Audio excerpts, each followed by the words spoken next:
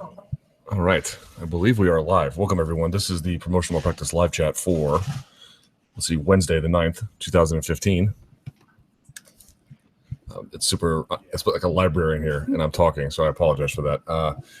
Today on the podcast, we'll talk about, UFC 205. I am certain that the election will come up to some capacity, and the issues with Jon Jones. Best place to get those questions in, of course, is on MMAfighting.com. Actually, you know what? There we go. That's better. On MMAfighting.com. And on Twitter, you can use the hashtag #ChatRappers. So if you'd like to do that, I'd be happy to take them. I'm here in the Madison Square Garden media room, as you can see. It is a little empty right now because over there, all the fighters except the main event, and actually all the 3 title fights, no one is out there, but the rest of the card, everyone is out there. So got a chance to speak to Yoel Romero, got a chance to speak to Khabib Nurmagomedov, got a chance to speak to Frankie Edgar, and got a chance to speak to Raquel Pennington. So everyone else is out there, but the lines are long. You got to get in where you can get in. So I'm happy to talk about any of those experiences and the like. All right. Oops. Apparently no one can see that. That's awesome.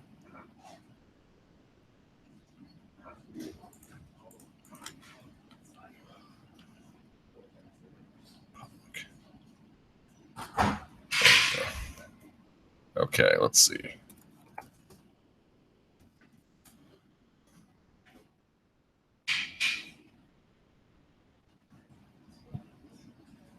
There we go. Now I think people are streaming in. Okay, we're up. So if you're just joining us, again, I'm in the media center in Madison Square Garden for the media day for UFC 205. None of the fighters who are belt holders or in belt contests are out there, but everyone else is, and I got a chance to speak to a few of them. So happy to talk about that. Happy to talk about anyone else as well. And UFC 205 and yada, yada, yada. You guys know how this works. So let's kick this off. Let's go to the first question if we can. All right. Let's see. Okay, first question. I actually asked Khabib about this one as well. He says, this person writes, Tony Ferguson, wow. Did Ferguson just become the scariest dude in that division, or did he just have a good night? Were you surprised that he was walking through RDA's best shots, and what's next for him? Okay, so a couple of things. I actually asked Khabib about this, and his response was basically, he doesn't care. Wasn't impressed. He said that Dos Anjos fought like stupidly, stayed in range the whole time, and got jabbed to death. And I think the word he used was, you can't fight Tony that way. You have to flatten him. I think that's what he said. So he didn't seem particularly impressed. And then I was like, well, look, he jumped up in the rankings, to which he replied, rankings are BS, predictably. And then sort of asked, like, does that make him the number one contender? And he was like, whatever 9-fight win streak he's on is not the same as my 23 or 24-fight win streak.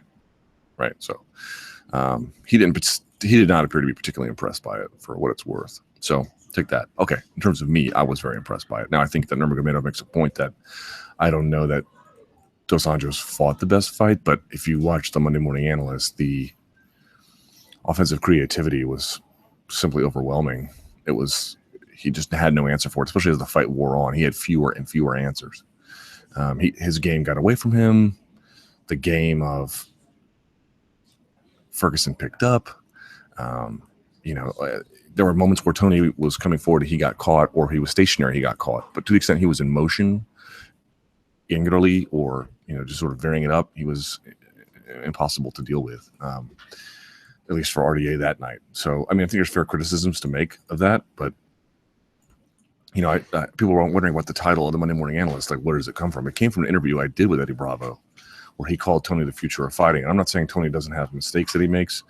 Again, if you watch the Monday Morning Analyst, you saw how many times he would overcommit on something and then would be wide open. RDA never got the chance to take advantage of all of those, but they exist. But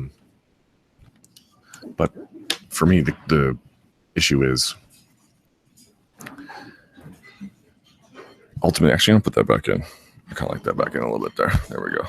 Ultimately, the issue is can someone like Nurmagomedov wrestle him for 25 minutes? I continue to have my doubts about that. Can someone like McGregor hurt him? Of course. Enough to put him away, maybe. But I just feel like switching stances through combinations, Imanari rolling just to keep someone off balance. Like, these are the kinds of things that, like, to the extent you can make a fluid game out of it, and he did, you're going to be hard to beat. You're going to be really hard to beat. You can see all the people walking behind him. So I was very impressed by him. And if they gave him a title shot, I don't think that would be crazy. I mean, as you guys know, I think if you get 2 bout agreements and you beat Michael Johnson, the one guy that beat Tony Ferguson however long ago it was, it's just going to be hard to convince Khabib otherwise. But I wouldn't be mad at that. Okay. Someone has a Steve Harvey meme in the comments. The winner is Hillary Clinton. That's funny. Let's see. About the Simpsons predicting the rise of Trump, which they did.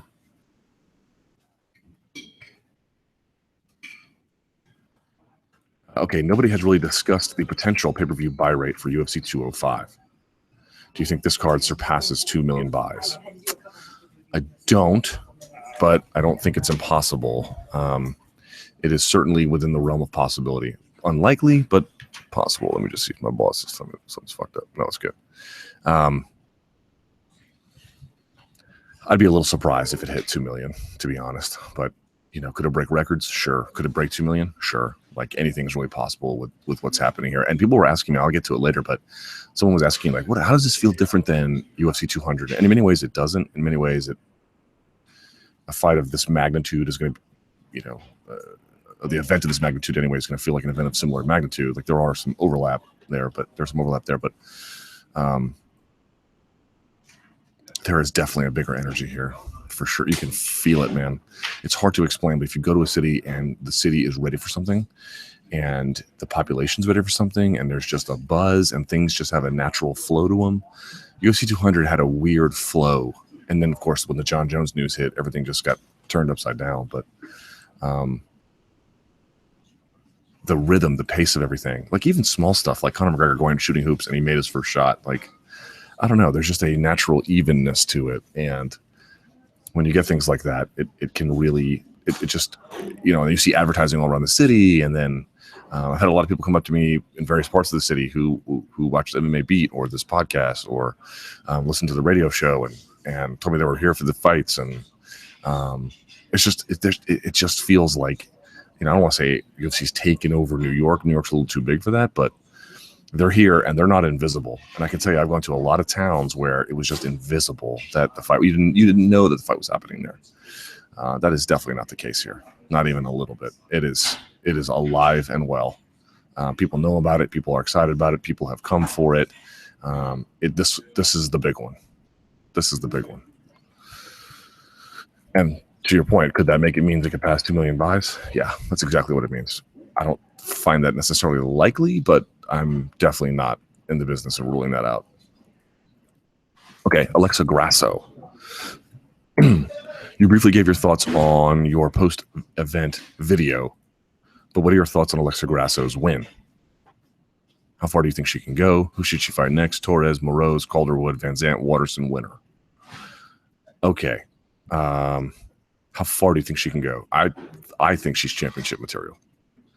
Not right now, but I believe that that's the kind of like level of talent we're talking about here. We're talking about someone who has an extraordinary amount of skill and a great foundation upon which to build. As I noted in the Monday Morning Analyst, this is not some striker where you're like, man, when her takedown defense gets good, she's going to be a nightmare. Like, it's already good. It's already good in defending wrestling. It's already good in defensive movement in the clinch, of escaping bad positions in the clinch. You notice how good she was at getting her back off the fence, right? And then in the meantime, crashing elbows into your jaw. Like, she is a well-schooled fighter. It's still in developmental stages in terms of like her overall peak, but yeah, she is a force to be reckoned with. So we'll see how her development goes. In terms of her next fight, the Torres fight, I don't know. Moroz I kind of like, because Moroz is kind of the opposite of her. Like, Moroz has some skill. But she is wild and takes crazy risks. And I think generally she would lose to someone like Alexa Grasso, but she might provide an interesting challenge in ways that others can't. There you go. Everything okay over there? Everything okay over there? All right. Pardon me.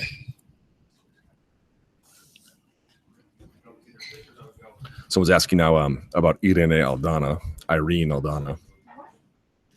And now that Grasso has debuted in the UFC, should they sign Irene Aldana? They did. She's going to fight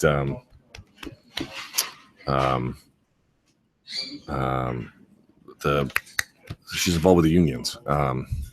Leslie Smith. That's right. That's coming up soon, so that should be good. That's a tough fight for Leslie Smith too. A good one. Aldana, I don't think is quite the technician that Grasso is, but she is a little bit more of a brute force, and that'll be fun when she meets up with Leslie Smith. That'll be good. All right, let's see. This is a funny question. Luke Rockhold lost his title earlier this year, but made a comment that he was equally pissed off about who he lost it to, in this case, Bisping. Is Luke Rockhold one of the few MMA fighters who can relate to Hillary's loss last night and who she lost to? I don't know. I'd have to ask Luke Rockhold, and I have not had a chance to hear him. You know, I'm going to plug this in here. Hang on. Check. Let's see. Check. There we go. Haven't had a chance to ask him, but I would assume that there might be some overlap to that.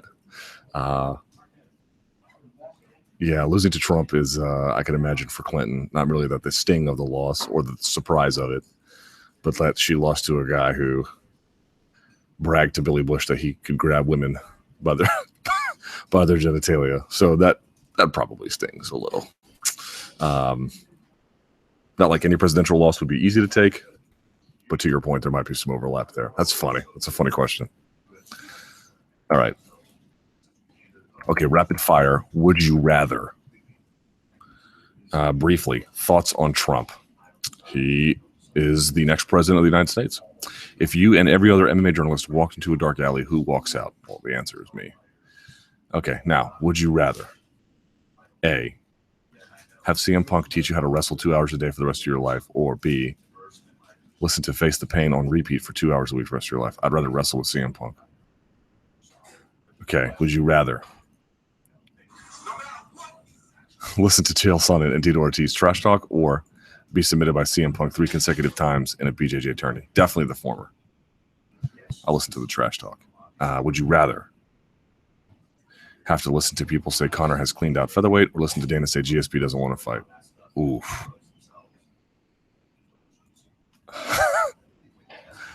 The latter, because the former is just so absurd. The other one's absurd too, but it's really absurd.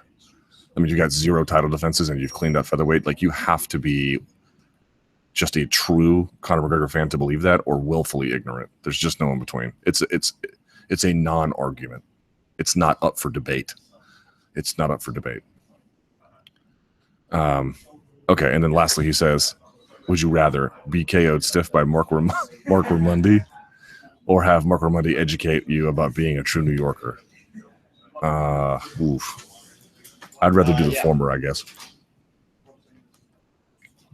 And as you see, there's going to be people walking around behind me. I'm just going to have to live with it, y'all. Okay, where were you when you found out Trump is the new president? All right, I'm only going to do a few of these, and we're going to move on from Trump. Let's see, where was I? I was in a hotel room by myself last night. Like many other foolish East Coast liberals, had expected the polls to relatively bear out what was going to happen. Of course, all of them were disastrously wrong, including the guy whose work I had been a big supporter of, Sam Wong, but neither here nor there. But I have to tell you, I wasn't you guys know I hate that guy who, like, every time you post news about something, like, oh, so-and-so happened to so-and-so, and they'll be like, are we really surprised by this? And you're always like, well, A, yes. B, even if you're not, like, surprise is not the sum total of analysis you give a situation. However, here's what I would say. The polling has been bad in 2016 worldwide on a number of issues, long before Brexit. But let's just sort of take that as for the West anyway, a big example. They were really bad. And that was shocking, but it's like,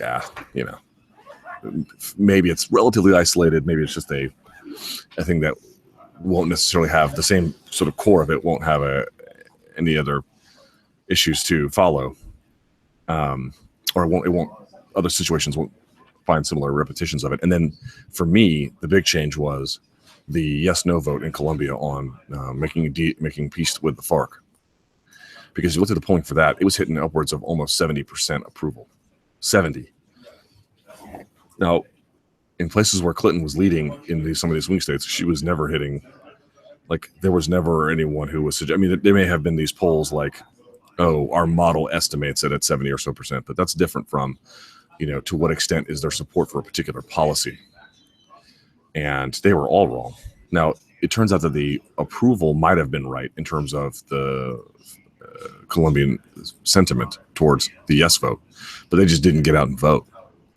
Relatively similar to what happened here, actually. It turns out that like places like Wisconsin, Clinton did about as good as, or I should say, Romney did about as well as Trump did, more or less the same. But Clinton just didn't pull out the vote like she needed to. In any case, I have to say, so the first hour or two, I was like, wow, this is surprising. But then after I began to think about Brexit and I began to think about what happened in Colombia, I was like, you just can't be surprised anymore. You just can't be surprised. So at that point, I was like, well, that's that. And I actually started watching ESPN and sort of kept my Twitter feed up, but that's about it. All right.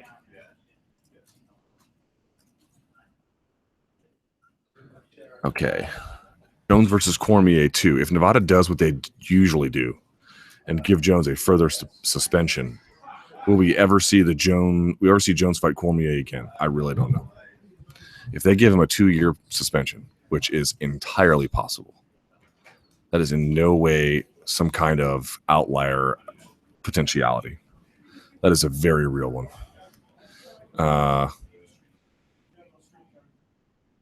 I don't know.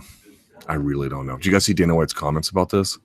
I actually thought they were pretty spot on. I mean, the amount of money he's lost and the opportunity cost of it all, like what it could be versus what it is, be it with sponsors or cultural significance or being here today, or you just think about all the things that were given up. Yeah, he's achieved a tremendous amount already, but the inactivity and the age, and these are like his best years, and to think that like we thought it was all going to be okay after he got out of handcuffs before the rematch at UFC 200 to now this, it's just another time you almost can't believe it. And then you're like, you know what? I really can. I hate to admit it, but I can believe it. And I don't know that, frankly, even this is the end, to be honest. I hope it is, learn his lesson. Okay. Maybe you did. I don't know. I don't know what the answer to that is. Maybe you do. But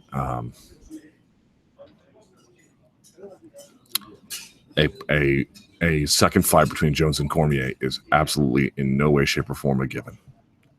Not at all. We'll see. We shall see. Okay. This sort of follows along in a similar vein. Luke, what did you make of the arbitration panel's report on the Jones-USADA case?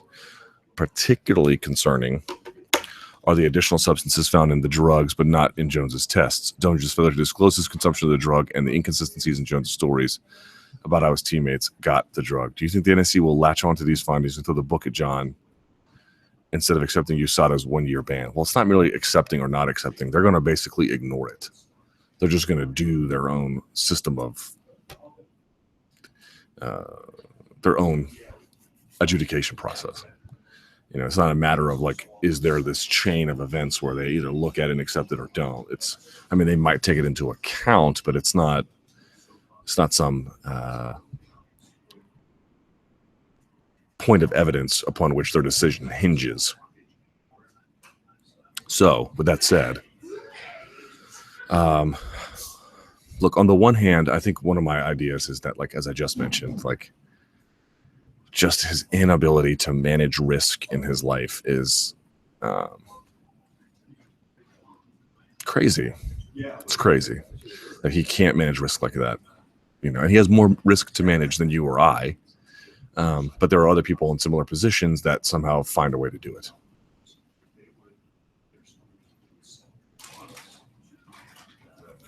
There are crazy people. There you go. So on the one hand, I don't have any sympathy for him. Right? On the one hand, it's just like, dude, here we are again. The fact that you didn't get leniency, I suppose there's a measure of that I am surprised by. But on the other hand, I'm not surprised by it at all. Hold on, there are some crazy people here.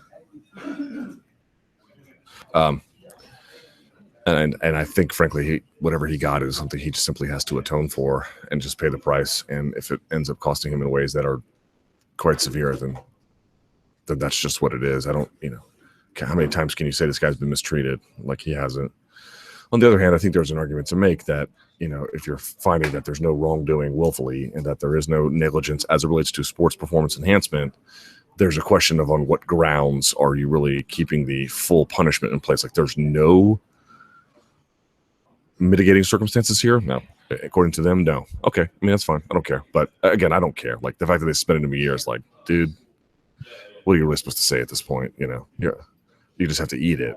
At the same time, though, I just sort of wonder out loud that if you're agreeing that he didn't cheat, which is what they said, and you're agreeing that he took these substances unknowingly, and you're agreeing there's no real sports performance enhancement context to this conversation, I don't care so much about Jon's situation, but I wonder what it could mean for someone else. Now, maybe, again, it's because of Jon's other actions or his, as they use it, his pungent description of the word dick pills. I don't know. He's such a mess. What can you really say about it anymore? I kind of just almost part of me just kind of wants it to go away just so we can stop talking about it because it's just so old.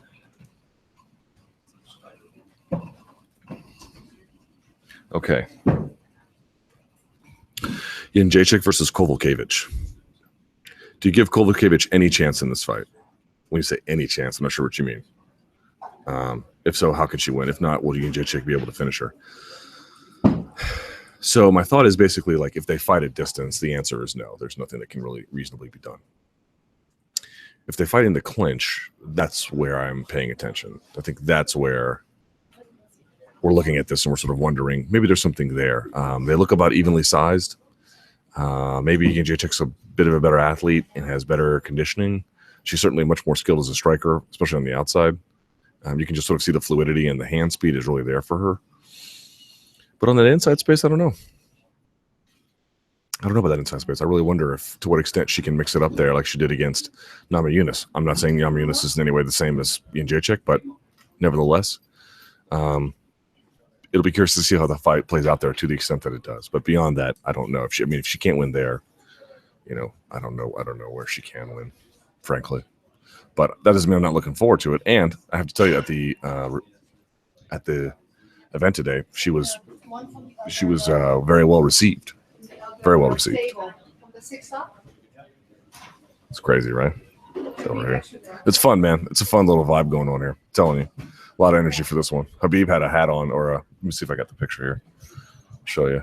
He had a hood on like a Sith Lord. Let's see. Here it is.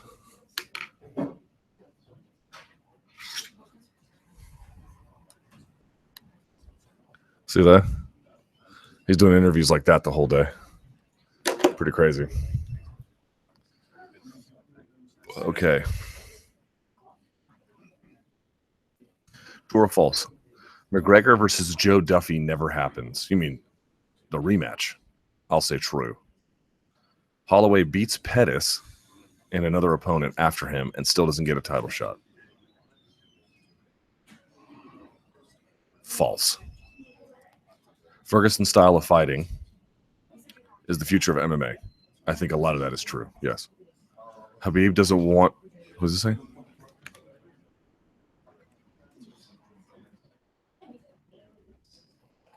Habib doesn't get a title shot if he beats Johnson and leaves the UFC or retires. I don't think so, but we'll see. He seemed to be in a better mood today. If Romero is to beat Weidman, there will be some sort of controversy involved. No, I don't think so. If he loses, maybe, but not if he wins. No, I don't think so. Let's see. Luke, how do you feel about Tony Ferguson saying you turned your back on him? He said it in an interview in a podcast recently, and let me find the link, and it's from the Fight Society podcast with our buddy Damon Morton. Yeah, I have no idea what he's talking about. We did the Tough blog together when he was on that season, and which I was happy to do. I don't know if he thinks I stopped interviewing because I didn't care, or I don't really know what he's talking about. Certainly, I have no animosity towards him, but he didn't really give a great explanation of what it is I exactly did or what I was supposed to be doing. I'd be happy to talk to him. I'm in contact with his manager, so maybe something will work itself out. I hope it does. But, look, he is a guy who's on a mission, and some of these guys can, maybe he's got a point. I don't know exactly what it is at this moment that I'm speaking to you now, but these guys, they get salty and they get angry and they get, committed and driven, and maybe it's part of that, and they can make sometimes some unusual decisions, or maybe I did something I can't remember what it is. I don't know that that's true, but I can't rule it out. So we'll see. But I don't have any animosity towards him, and it's certainly not going to affect my coverage of him. I think he looked awesome on Saturday, and I devoted the Monday Morning Analyst almost an hour long to him because I was blown away by how good it was. So, if that doesn't convince him one way or the other, that's fine. It wasn't intended to. It's just I'm going to do the coverage, and if something good happens, great. If it doesn't, I'm not sure what I'm supposed to do, but I'd be happy to hear out what perceived issue it actually is. Okay, this is the last one we'll do. All right, Trump's win over Clinton in MMA metaphors. I know this chat is about politics, but if you were to break down Trump's win versus Hillary as an MMA fight, how would you do it?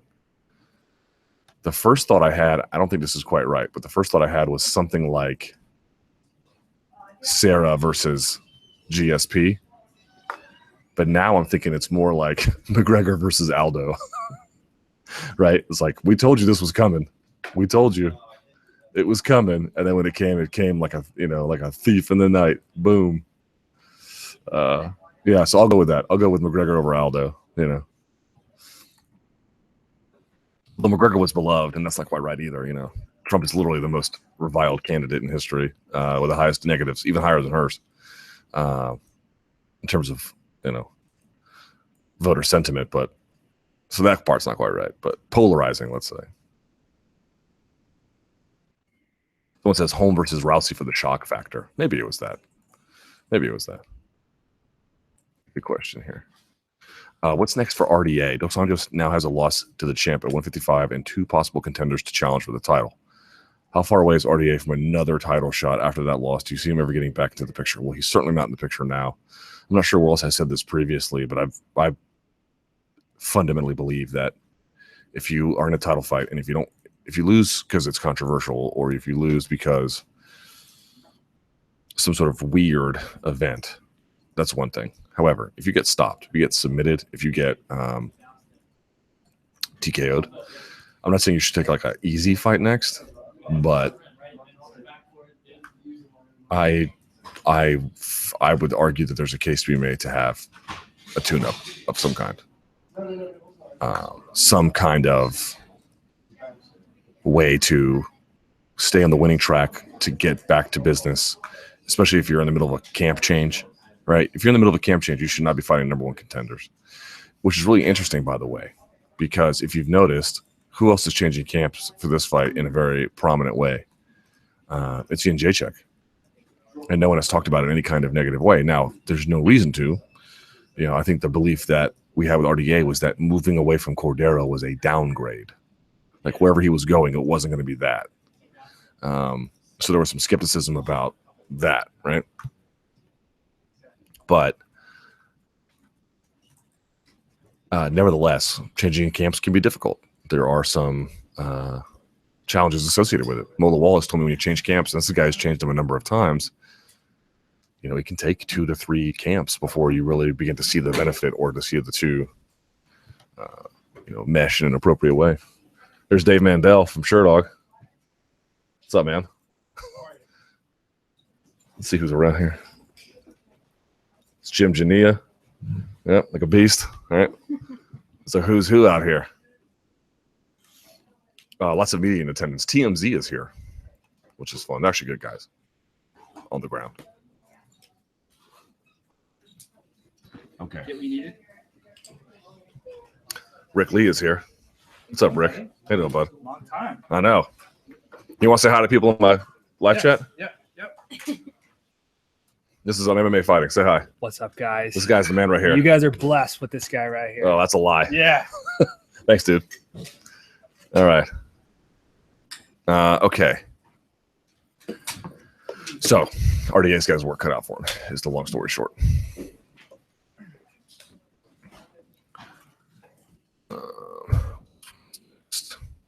Oh, good question. Ferguson's multiple division championship comment.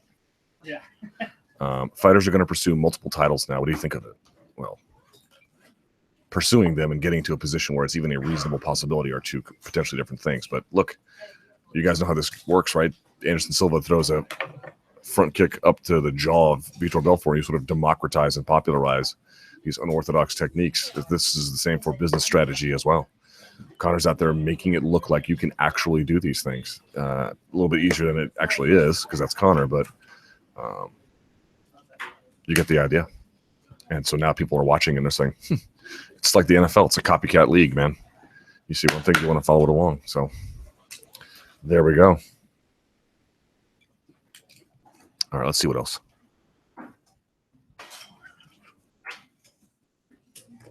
Good question. This is about Jon Jones. He didn't look great against OSP after a 15-month break. Are you leaving? I'm leaving. Oh, okay. You want to say hi to the listeners? You have to actually be in the frame. This is my producer, Marissa, for SiriusXM. Executive producer. She's the one who bets all the underdogs. That's me. Yeah. 10 in a row. There you go. Got that Hillary Clinton vote wrong, though, didn't you? That was she wasn't even the dog. I don't bet favorites. Nope. Got that one wrong. All right. So now back to Jon Jones. He didn't look great against OSP after a 15-month break. With another 15 months on top of that, maybe more. Do you think he'll ever be as good as the fighter he was on top of his game? Someone made this point to me earlier, like, I don't think he'll ever be the same again. And I'm not prepared to say that. However, what I am prepared to say is it's worth considering. It's worth considering. It's something you cannot discount at this point. The time off is going to be problematic. It's not like he's like laying around doing nothing. Nevertheless, it's still an issue. Although I still believe the so-so performance against OSP was more of a function of the last-minute opponent change. We've still seen that affect a lot of guys. Some guys don't show it as well, or they don't make it look like it's that much of an issue, but it can be and often is. Can he maintain and develop his level while he's out? Maintain, in some ways, yes. In some ways, no. Yeah, later. He can still be really good. He can still be champion again, potentially. But there is a question about what you've lost without that competition schedule. And who'd you put him in his comeback? AJ, DC winner? No, I would give him a top 10 guy, honestly. I mean, it stripped him of the belt. Who cares anymore? And it was an interim belt. I understand, but I'm just saying, like, who cares?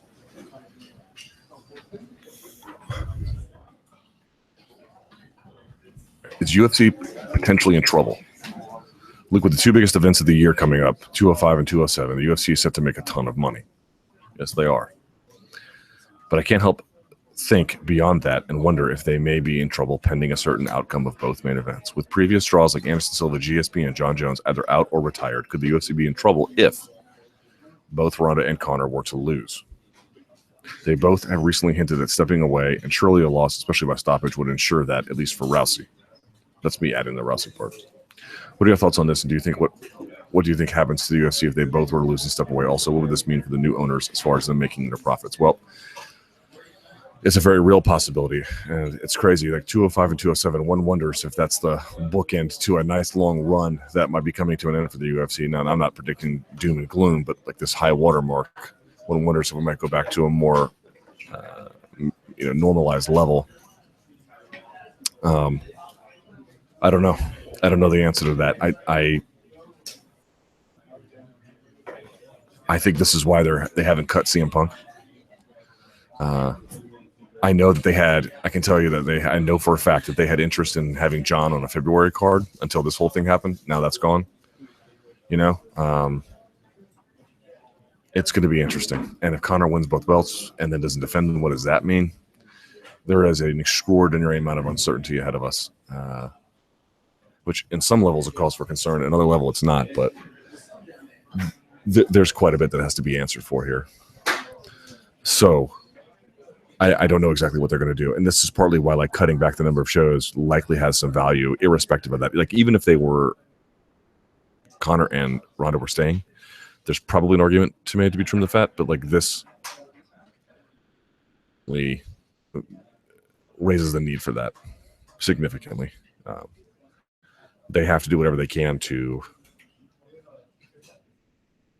events that will produce buzz, to the point where they can get 1 million buys, and there's not many guys that can do that. And so you can understand why they're going to put, and it's going to be on 207, but like you can understand why they're going to put a Garbrandt and a Cruz together, and why they make some of the decisions about guys jumping the contendership queue. They're going to have to just be very resourceful in how they do that. But if you have concerns about the business tanking, I don't think that's fair. If you have a concern that like this abnormal high we've been enjoying might be coming to an end, I think that is more than fair. I've been telling you guys, this is throughout the 20th century, even as Vale Tudo and other HB, it's a boom and bust sport. It always has been. Combat sport or boxing is the same way. It's boom and bust.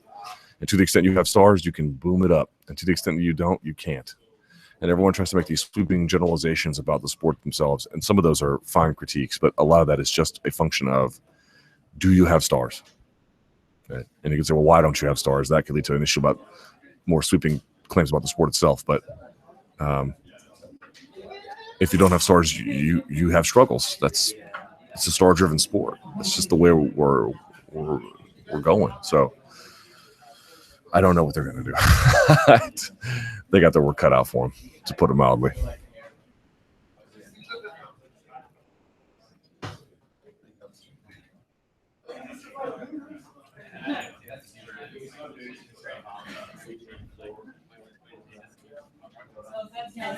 Okay, this person says USADA was in their right to give Jon a maximum sentence because of what Jones was at fault because of what he didn't do more than what he did do, right? He didn't disclose. Okay. NAC would also be within their right to give him a maximum sentence of 2 years. Technically, that's true. What is your gut feeling? Do you think we will not see Jon until 2018? That is my gut feeling. I find the idea that they're just going to be lenient hard to swallow. I would love to be wrong. Please. I'm not declaring that they're affirmatively not going to do that. I don't, it's all a function of uncertainty, but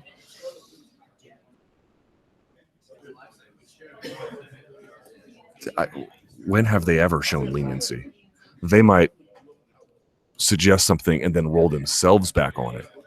But when do they take their standard and then just roll that back? Like very rarely, especially if he tries to marshal any kind of defense. Like if he goes in there completely contrite, we'll see. Maybe. There might be a possibility there.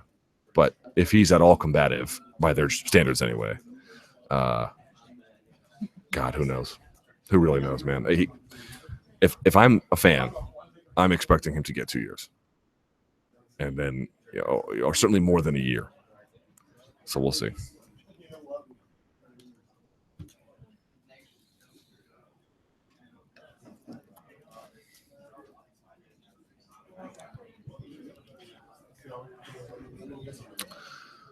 Look how many Americans are projected to move to Canada. None. They're all liars. Luke, what kind of advice or words of comfort can you give to parts of the nation that are clearly hurting right now after a Trump victory?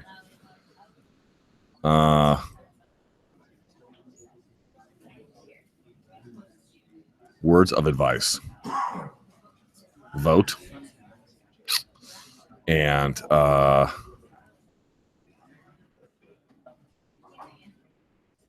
someone wrote man up.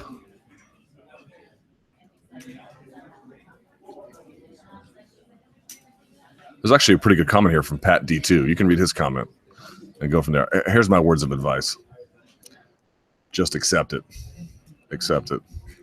That's the best advice I can give you.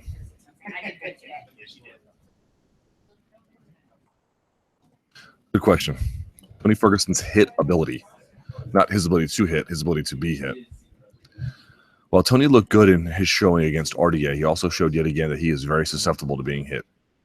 Do you think that his unorthodox style is enough to overcome that susceptibility in a fight with someone like Conor or Eddie?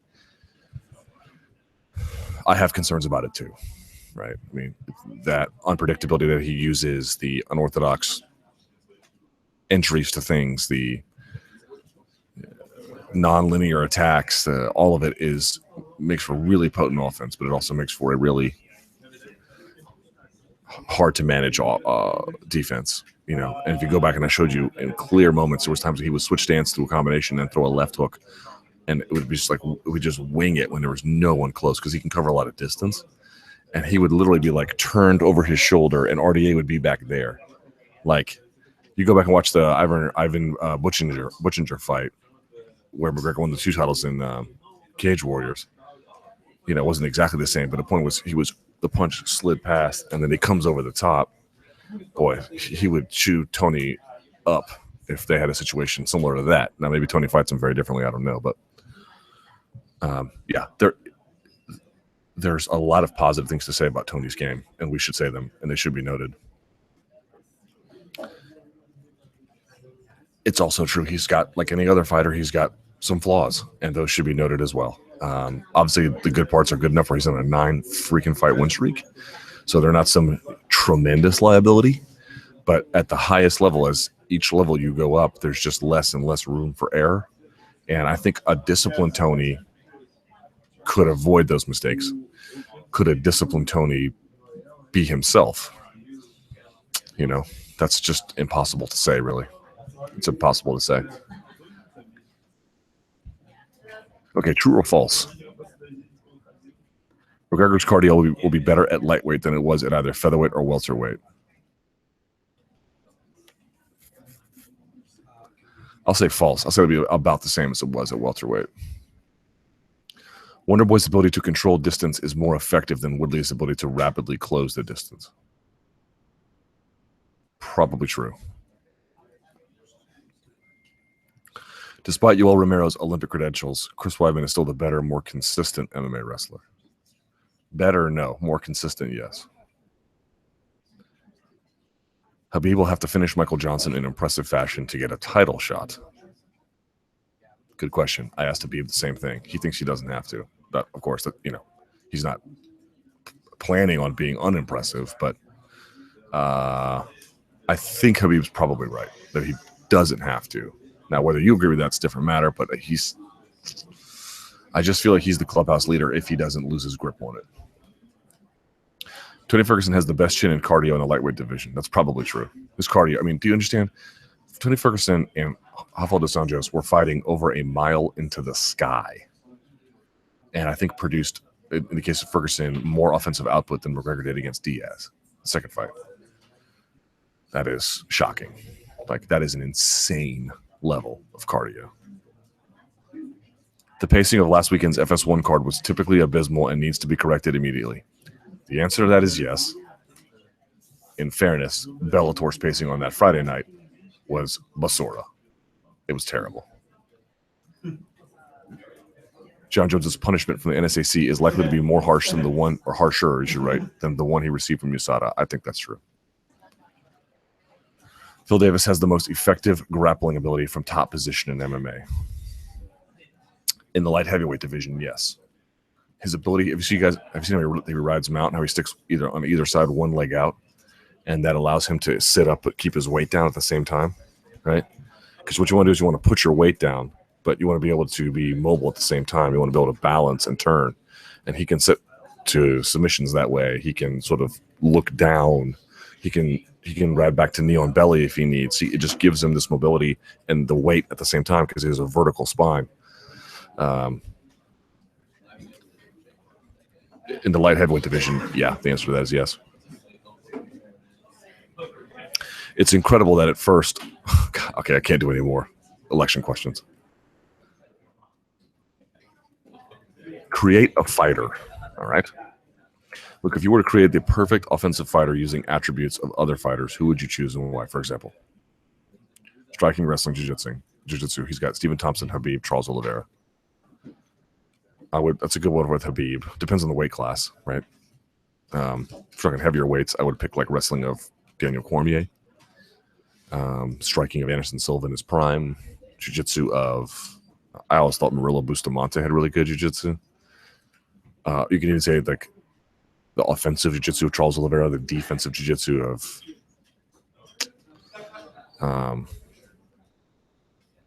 Nate Diaz, right?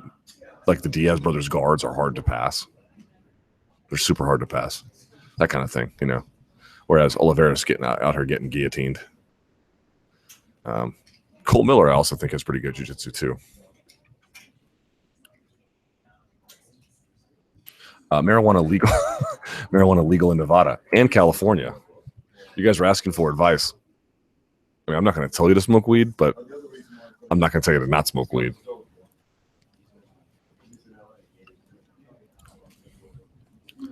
So I saw people voted for the legal thing in some states, including Nevada. Will this mean they are not testing for this anymore? Completely different. It may not be criminalized by the state government, but that doesn't mean that USADA or the state itself doesn't think that there might be some issues related to whether or not it's something you want to allow for in regulated combat, right? Consider alcohol is not illegal, but you can't show up to the cage drunk. So, no.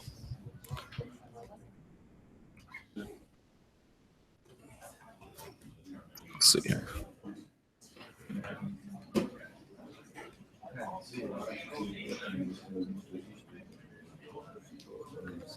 Okay, rapid fire 205 predictions. Top to bottom. Okay, I reserve the right to change my mind. Alvarez versus Conor. I will lean Conor. Tyron Woodley versus Thompson. I will lean Thompson. Jacek versus Kovacevic. I lean Jacek. Weidman Romero. I lean Weidman. But that one, there we go. Oh, look at that. It's the one and only Mark Ramundi. Here we go, Mark. Hey, pull up a chair for a second. Okay, sure. Help me on this live chat. Do you know how this works? You ever seen one of these before? What is this? This is my loser live chat. Who are you? Okay, let's do a couple of these. Okay. All right, so here's how it works. This is live. Oh. So we're doing rapid fire predictions, top to bottom. Oh, I told them I reserve the right to change my pick. Okay. All right, so that's important. Here we go. Ready? So Alvarez, Conor. Do you reserve the right to change your pick? Always. I usually like to wait until Friday. I want to see how they look at weigh-ins. I think that's an important thing. No, it's pretty critical. All right, yeah, Alvarez versus Conor. Alvarez. Woodley Thompson. Jacek Kovacevic. Why am I doing this in that year? This is your show. Come on. Jon Jacek. Weidman Romero. Weidman. Did you see him drinking that water out there? Looks a little hurt, didn't he? I mean, that's a bad weight cut. Weidman at 205 in 2017. I'm thinking Weidman at light heavyweight. I don't think that's great. Heavyweight, I don't know. Light heavyweight. Yeah. Gastelum, Donald Cerrone. Cerrone. He looks big at welterweight. This is my first time seeing him at 170. I don't even know. I mean, he should have been at 170. He might have been the champion there if he was just there the entire career. Tate Pennington. Tate. Edgar Stevens. Edgar. Did you interview Jeremy Stevens out there? I did. Does he not look at the room like it's game 7? The whole time? Nah, I didn't get that impression. He's got that bottom of the 9th Cubs, outfielder look. Actually, my favorite part of the McGregor video, the one who the F is that guy, that video, what I'm talking about. Yeah. Favorite one is just the look on Jeremy Stevens' face, like right after it happened, because he has like just smell the smelly fart look, and I think he was owned right then and there. His natural state of look is he's looking at you like you just looked at his girlfriend's rear end. Like he is intense, man. All right, he wrote Nurmagomedov, but it's Nurmagomedov versus Michael Johnson. Habib. Rafael Natal versus Tim Boetsch. Natal. Yeah, I agree with that. Vicente Luque versus Bilal Muhammad, which is a good fight. That's a good fight. Muhammad. Miller Alves. But I definitely am not sure about that one because it's his first fight at 155. I'm not sure how he's going to look at lightweight. And then Carmouche Chookagian. Really? Yeah, I think she got potential. Mark Henry, pupil, and all that. Yeah. Sure. Real quickly before I send you off, which I'm about to. All right, good. Your impressions of the day's event. I have to say this. I thought Conor had a really great. He seemed to be in great spirits. Yeah. People were telling me I was hard weight cut. Certainly, no hard weight cut for him. No, he still looks pretty muscular too. Yeah. Dude, Eddie looks like he is carved from Oh, friggin' goodness. stone. Crazy. He is, as my boy Louis Marco would say, diced to the socks. What was your big takeaway from the morning workouts? And then, of course, talking to everyone here. Give the people some nuggets. Yeah, I probably would say like what you said about McGregor just being in great spirits. Eddie looking incredible. I thought both women looked really good. I thought both Kovacevic and Jon Jones looked great on the mitts. I mean, I Willie didn't seem to get too much love from the fans, unfortunately. I was right there when he was like, "Who's got my back?" And everyone was like, Yeah. "Wonder Boy." The one thing about that whole setup, and it was really cool being on the court and everything. I like that, but when I was doing the Facebook Live for MMA fighting, everyone was saying like, "Oh wow, they didn't get anyone to come," because the backdrop is just an entire huge empty arena. So everyone was saying, "Oh, it's embarrassing. No one showed up to the open workouts." No, the crowd was fine. It was just in the back of the shot. They need to change that next time because it looks silly. It's a gigantic arena. People weren't working out, and then the entire spacious arena completely empty. It looked not good. Bad optics. People were like, "Was it full?" I was like, "For the available seating, it was completely full." Right. Yeah. Also, little nugget I heard breaking this, possibly not really a breaking news story, but they're expecting 12,000 people here for weigh-ins on Friday. Wow. So not sold out because they're not selling tickets, but all the tickets are gone for that. So 12,000 people for weigh-ins. Yeah. Wow. Okay, get out. Thanks, dude. Thanks, dude. I appreciate it. Later. Oh yeah, plug that. What's going to be on? I think we're doing a wrap up of today on Facebook Live, maybe on YouTube. I'm not 100% sure, but Ariel Hawani, myself, and the man in the hat, Chuck Mindenhall, will be. Where's Sean? Sean's at the office right now. What a loser. What a loser in life. All right, thanks, dude. There we go. Rashad's medical. Could his failure to obtain a license be considered similar to a fighter overtraining, becoming injured in camp? No. I am hearing that it's not actually related to his brain, that it's related to an old childhood injury that they're alarmed by. The nature of it, I'm not exactly sure, but I am told they've already booked another fight for him. So I don't know against who, and I don't know against when, or when, but I'm told that that's an announcement is imminent. So there you go, little nugget for you. Okay. Good question. If Conor beats Eddie and vows to defend 145 and 155 alternately, should everyone be happy with that? So, half yes, half no. Right, here's why. If he's going to remain active and actually try to literally defend these belts against top contenders, that is an incredibly admirable thing. But we're talking about at least 2 times for each weight class a year. So that's 4 fights. When was the last time a champ defended their title in the UFC 4 times in a year? Defended it 4 times. I can't remember, and certainly it's been a while. Moreover, when was the last time they did that 2 years in a row? Let's say if he manages to hold on to all of them, right? It just feels deeply unrealistic, if even possible. So, the willingness to try it, I admire. The skill it would take to do it, even if someone as skilled as him, any kind of injury could trip it up. Your opponent falls through. I mean, it's just too much. It's just too much. So it's not like some sort of nightmare scenario, but it's not a great one. Okay. Tony Ferguson has jumped Khabib in the lightweight rankings, which I 100% agree with. Do you think Khabib retakes his spot with the winner of Michael Johnson? Yes. Next 2 fights for Conor, if and when he wins, should be Aldo and then Ferguson. I wouldn't be mad at it. I'll put it that way. Is Anderson Silva still a top 10 fighter? Let's see. Probably not. I mean, meritoriously, not technically. So top 10 is Rockhold, Weidman, Souza, Romero, Musasi. Silva's at 6. Then Whitaker, Brunson. Yeah, okay, maybe bottom half of the top 10. That's fine. That's probably fine.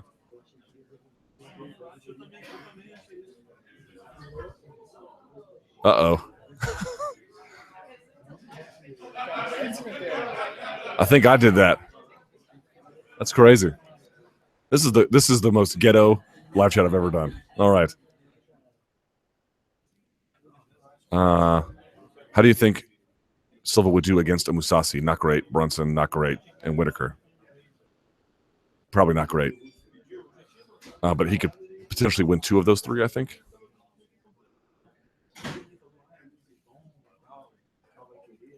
It's a good question. It didn't get wrecked, but I like it. Why are members of the media so offended at the narrative that the media was unfair to Ronda? Largely because it's not true.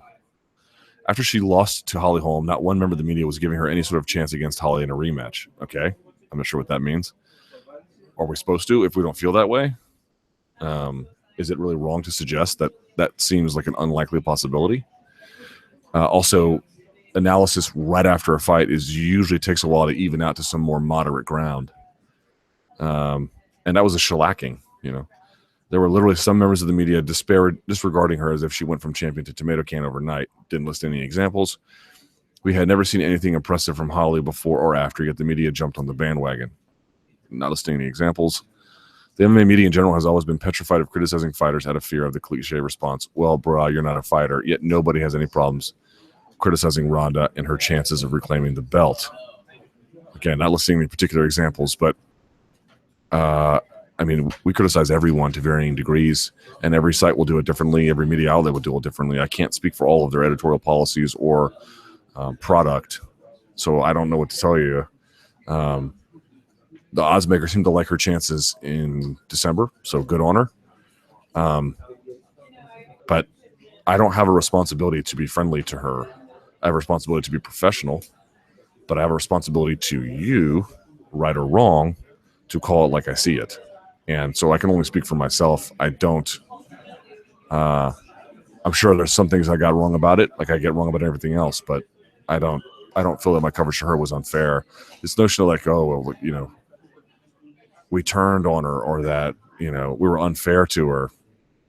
Like, oh yeah, the word I think they used was turned on her. Like, we're not friends. You know, we're not enemies, but we're not friends.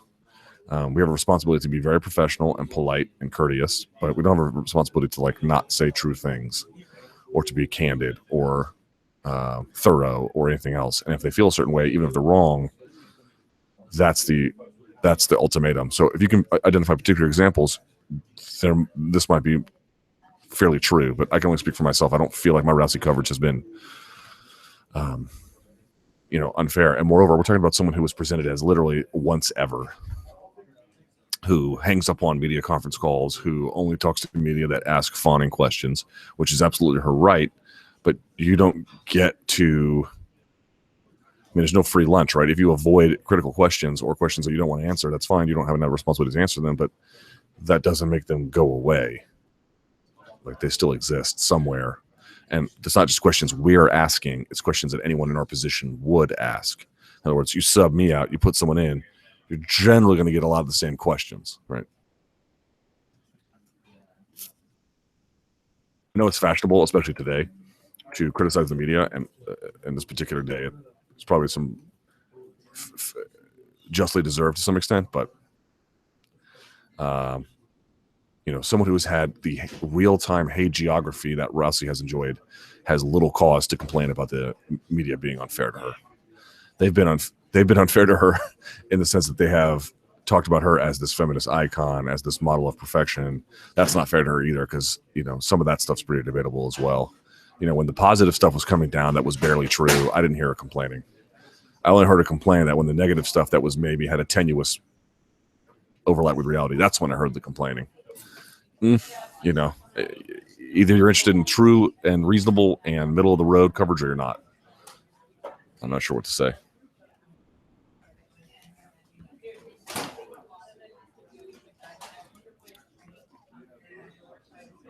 Hey, Luke, Kenny was on the MMA Hour, and it was brought up that he hasn't been commentating lately. What do you think is his last event that he commentated was? I don't know. What do you think he is at getting more events of late? Seems to be like Fox Sports 1's trying out different figures. They tried out Cormier, they tried out Cruz. Who knows if they might continue to try other ones. Brian Stan's been a revelation for them. I I think Kenny's a little bit, personally, I like Kenny as a commentator. I think he's a little bit better in that studio capacity, but it appears that there's competition for that job now. And it's going to be harder for everyone to get the time that they want. It's the way of the world, man. It's hard. Standing on top is hard. Fights for Chael in Bellator. Of course, other than Tito, everybody wants to see the Vanderlei fight. How do you feel about these matchups? Rampage, like it. Rory, maybe. Phil Davis, Ed Ruth. I actually do kind of like that one. Face the Pain. Luke, what did you think about Tim Bissell's story of Face the Pain?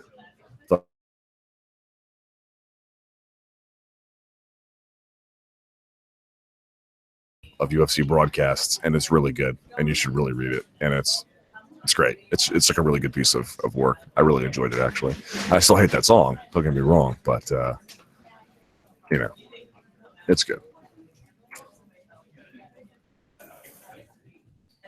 MMA write-ins. Who wrote in a vote for the likes of Brian Stan or Tim Kennedy? I don't know, but I wonder if there's a way to figure that out. Like, is there anyone who measures all write-ins across the country? I'd be curious to know. Hey, Luke, why don't you and Ariel start a fighters union? Because that would not be journalism. Let's see.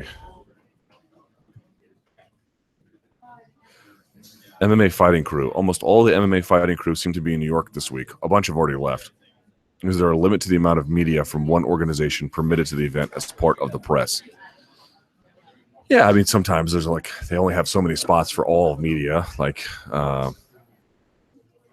you know, you guys only have so much appetite. How much can we really produce on YouTube, on Facebook, on the site itself? And how many people can you get into the building? It can be, you know, there are some limits to it, but we're going to push up against all of them.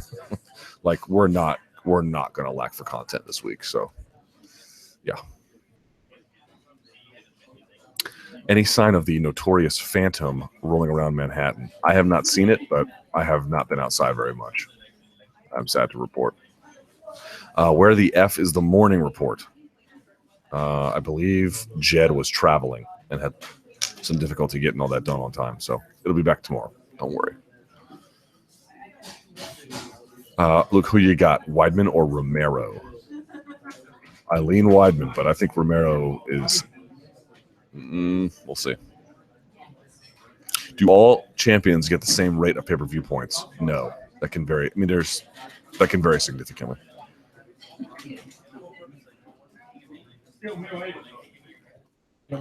And again, someone's asking about, like, how does this compare to UFC 200? This just feels way more organic. This feels way more alive. This feels way more, to borrow from Artem Lobov, flowy. It just has a rhythm to it that is just much better. True or false? Given the opportunity, I would ball hard with the windows down in McGregor's new notorious Rolls Royce. I've never been inside of a Rolls Royce, so I would go for that. But I mean, it's got another dude and the word notorious written across it. I don't know how much use I have for that.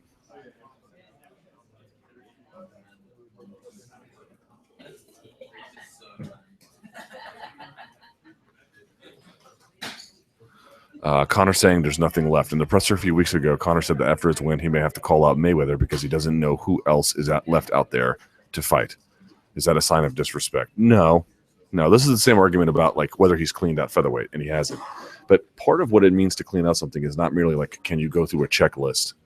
Like, if Jon Jones had stuck around and he had fought Gustafsson again, Cormier again, and maybe fought Rumble, and he had won those, presumably, that really would be it. Like, that would be cleaning it out completely.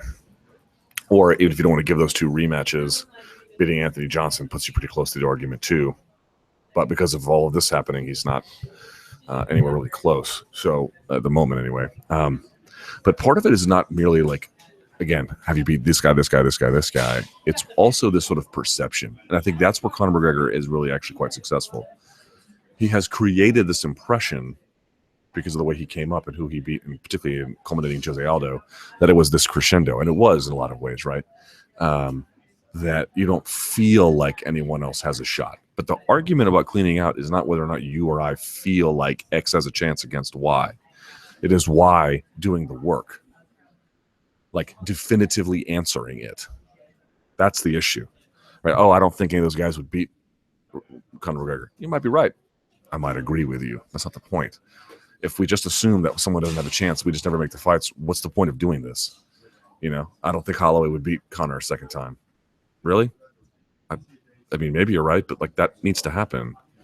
There's a guy out there who has it's not like everything is like, oh, how marketable would it be? How much do I really care to see it? Versus, to what extent did this guy earn a shot at that opportunity? And if Holloway beats Pettis and does it pretty cleanly, like, what are we supposed to say at that point? Like, he deserves that. And if he doesn't want to go to 145 because of weight concerns, no problem. No argument. It's his choice. 1,000%. But I think that needs to be said. It's 3:10. I'd like to go to the Twitter machine now if we can.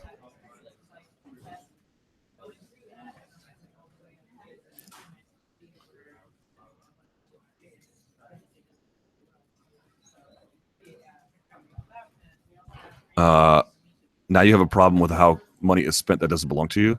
I mean, I'm allowed to comment on ugly cars. I mean, they can do whatever they want with it, but I don't have to like it. Okay. So does this mean that Arnold Schwarzenegger is the new permanent host of Celebrity Apprentice? I think. I don't know. Any inside scoop on McGregor's big announcement or any thought of what it could be? I do not have any scoops related to that. Would you do an interview on my fight blog if I email you some questions? Yes. Can McGeary make adjustments needed to beat Phil Davis in any rematch? It's a lot of adjustments. Do you think UFC 205 tops any other UFC card in history? I do. Which other card was the pinnacle? In a previous generation, it was the Pride Body Blow card. You could maybe go, 166 was a lot of fun. And there's some other ones you could pick, of course. Who do you think beats Rousey in her division? Until we see her against Amanda Nunes, it's impossible to answer at this point. Any update on Rashad's case? I just gave one.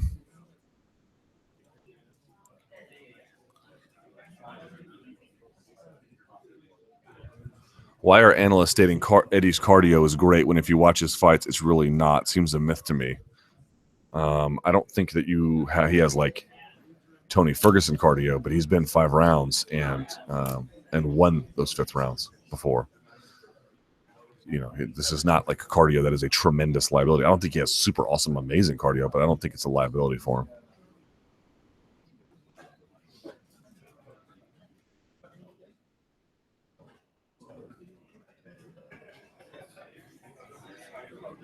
Can only do so many of these. When do you think we see the UFC have a card as stacked as UFC 205 again? Let's see who's around in 2017 before we can answer that. I mean, you need, and it might be a while. Like, this is a unique moment in time, right? They're coming to a market for not the first time, but the first time in this era, and they're doing it at the hottest time for the sport with one of the biggest, if not the biggest star. It's just this confluence of events. I don't know when they're going to reach another point like that, if ever.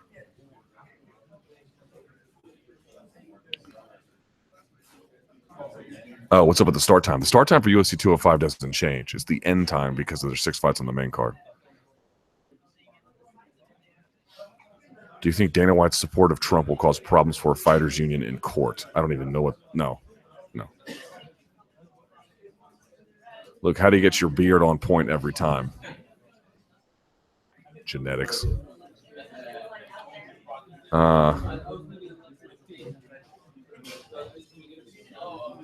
Biggest surprise so far from UFC 205 week, positive or negative? Ooh, biggest surprise.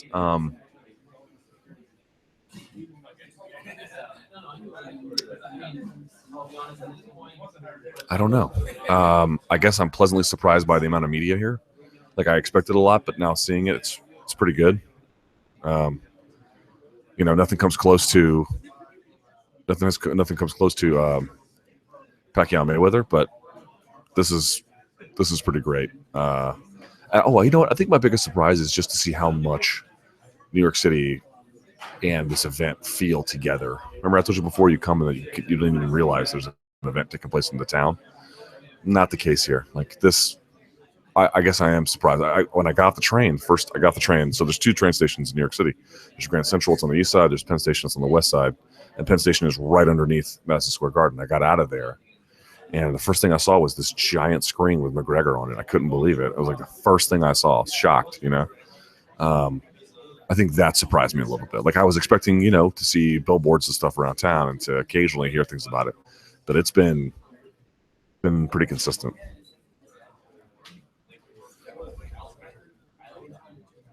Who do you think Tim Kennedy fights next? Maybe the winner of Brunson. The winner of Brunson versus Whitaker, or the winner of Musashi Hall, something like that.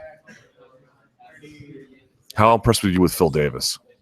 In a way that I was, like, as I mentioned before, that mobility and strength and control from Mount was like exceptional. On the other hand, and he's got his kicks are surprisingly tricky. On the other hand, it's like, did he really show us anything in the last year that would make you say, he took giant leaps in skill, or like he turned a real corner in the things that he wasn't good at before? Like, I feel like he's gotten better at all the things he was already good at. I don't feel like he got good at a whole lot of new things. Now, what he's good at is good enough to win a title in Bellator. And Liam McGeary is no slouch, but I don't know. There's more to be done. There's Gareth being weird. Gareth, say hello to the listeners. Hello, listeners. How you doing? Now, Luke's got a lovely American voice, but of course I've got a lovely British voice. How would you describe your accent? You're looking at two lovely men here right now, yeah? How would you describe your accent? How would I describe my accent? Like London? No, I speak, I went to public school, which is private school, which doesn't make a lot of sense to you, I know. No, so I speak, I would say radio English, fairly Southern standard radio English. What do you speak? Are you hick? Are you like someone out of Deliverance? I don't play the banjo, but I'm like mid-Atlantic. No, you got a great accent. No, I thought you were Washington. Yeah, I am. Yeah, but I have a little bit of that. I've got a little bit of Southern. I'm sorry for bombing your video at this point. You're not, but that's okay. Oh, that's good. Thanks, buddy. All right, let's see. Thoughts on the farce of stripping Jones a second time? I mean, this dude's just getting stripped as much as he's winning them. Is America great again? Not yet. Give it time. Should the UFC have moved the pay-per-view starting time up an hour? It's potentially a longer show in an East Coast city. I would have liked it when they did in the past. It didn't go all that well for him. Are you worried? Oh, God. Jesus, 1,000 election questions. Is WME IMG showing a strong overt presence in New York this fight week? Is WME? No. Is the UFC? Yeah. How do you feel about a stacked 205 card knowing the next couple cards are severely watered down? I will take a card of this magnitude if it means that. I think most fans would feel that way. I thought USADA implemented a 2-year ban for first-time offenders, not on what's called specified substances, which is what John popped for. That only carries a 1-year ban because it's believed that it either doesn't have necessarily a direct sporting performance enhancement context, or that it can enter your body in these commonly inadvertent ways. So no. How is the new Lamb of God song? I have not heard it yet. How big of an effect do you think the change of camps had on RDA? I think it had a big one. I'm not saying that he hadn't changed camps, he would have just rolled over Tony Ferguson. I'm not saying that, but it's worth acknowledging. What do you think about the NYSAC pulling Rashad? So the context there is that they've got this boxer who nearly died. Habib was talking about him earlier. He went and visited him. It's just an extraordinary abundance of caution. I'm not sure really what to say about it. It is, Kennedy was talking about the medicals being $5 to $10 grand. Well, it's not really that they were expensive for the same things I did in previous commission jurisdictions. It's that there's more of them. And so they I think, are very jittery. Look at the insurance policies they put in place that are like forcing promoters out of the state. Like, I think they're at a point now where they're happy to have less of it in the state. Not forever, but right now for sure. They just want to have whatever's here. They want to be able to say, we have this super tightly regulated. And that's just the way it goes for now here anyway. Everyone's like, oh, is New York going to be like the new Vegas? And I'm like, no chance, Lance. They're not going to be able to put enough shows on here to make that worth their while. And the commission here at the moment isn't, I don't think unfairly necessarily, but I can understand their position, but it's super heavy-handed. Super heavy-handed.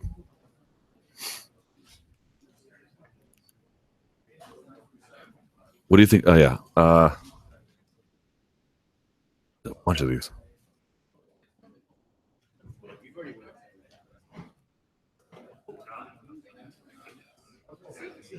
Isn't it funny that both Jones and Romero, who, quote, got away with contaminated supplements, are represented by Kawa?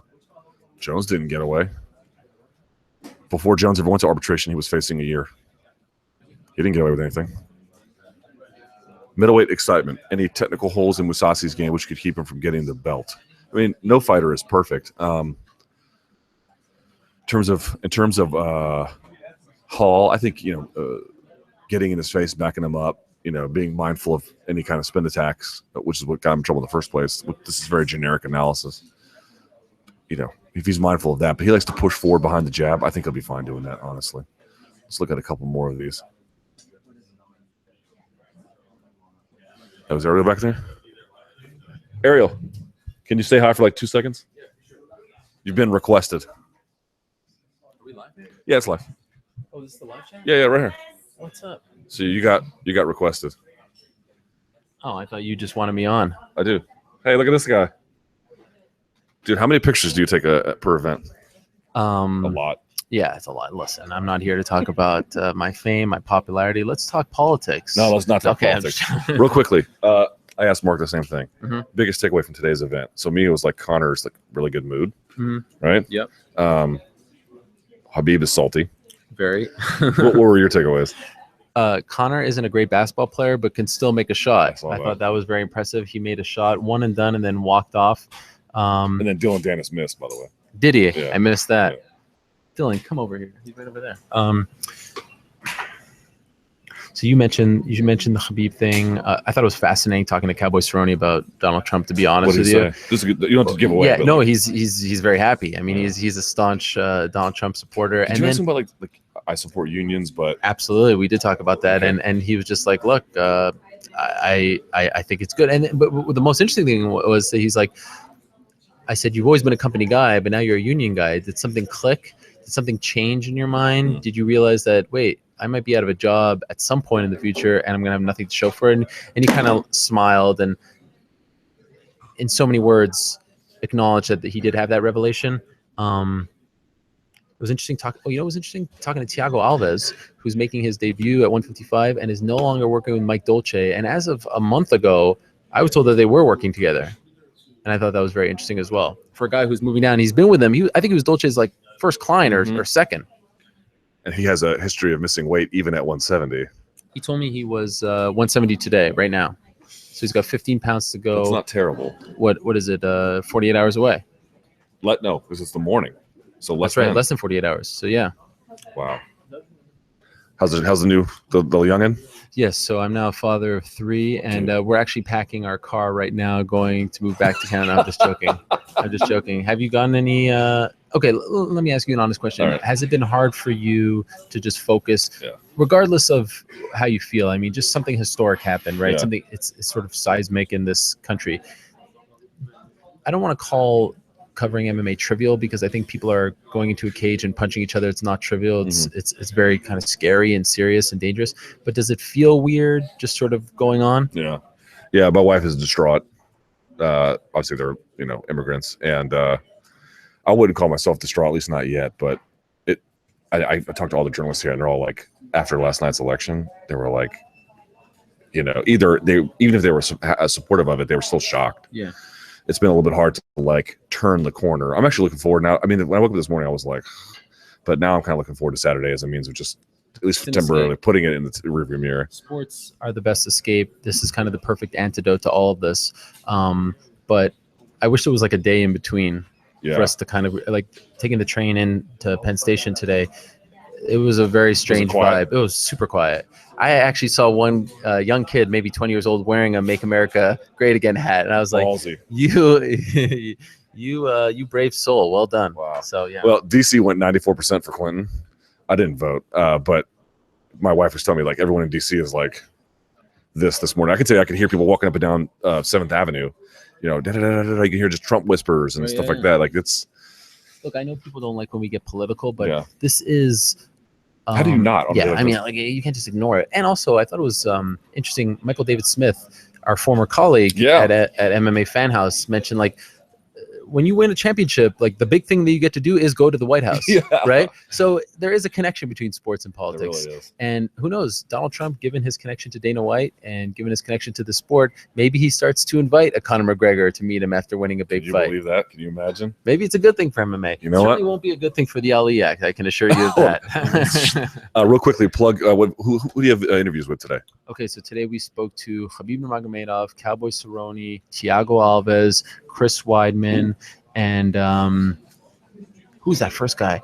Oh, Jeremy Stevens. Jeremy Stevens, who I thought was super interesting. Did not want to run with the whole Conor thing, and if I'm being honest, I think that's a blunder on his part. I would run with that bad boy. Him and his manager just don't want to do it. I mean, if you're going to put yourself out there and call him out on the spot, I know. he claims that he had no idea that it was mentioned on the Jimmy Kimmel show. Like, like you were the first person who told him? Yeah, he said he had no idea. Yeah, I don't buy it. All right, I got to wrap this Okay. up. Thank you, buddy. Pleasure. And congrats again. Thank you. Watch guys. his interviews. Yes. Okay, so let's do this. We had Ariel on the show. We had my producer, Marissa. We had Rick. We had Gareth. We had a lot of people on the show today. So check out all of their work as well. I will take uno más, and then we'll move on.